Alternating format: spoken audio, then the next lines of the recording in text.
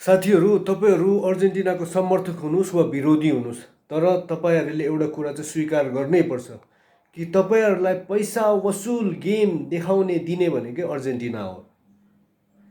Comeback कस्तो हुन्छ, personal individual brilliance कस्तो हुन्छ, टिम स्पिरिट कस्तो हुन्छ भन्ने कुरा, फाइटिङ स्पिरिट कस्तो हुन्छ भन्ने कुरा नै अर्जेन्टिनाले देखाउने हो क्या।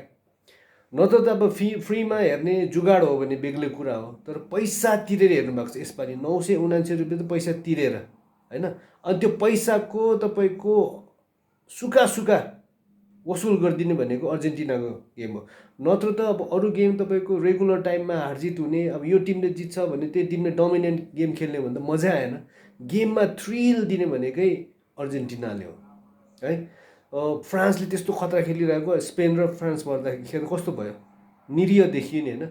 पहिलो गोल हान्ने बित्तिकै स्पेनले जित्ला जस्तो भइसकेको थियो, सेकेन्ड गोल हानेपछि त जित्छ नै भन्ने भइसक्यो। तर अर्जेन्टिना त 79 मिनटसम्म पछि पर्दाखेरि 80 मिनट्सदेखि 85देखि लिएर 90 मिनट्स अब एक्स्ट्रा टाइममा कमब्याक गरेर जित निकाल्ने भनेको अर्जेन्टिनाले हो।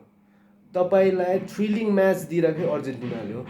यस हिसाबमा पैसा वसुल गेम दिने भनेको चाहिँ अर्जेन्टिना, यो कुरा चाहिँ हामीले मान्नै पर्छ है त।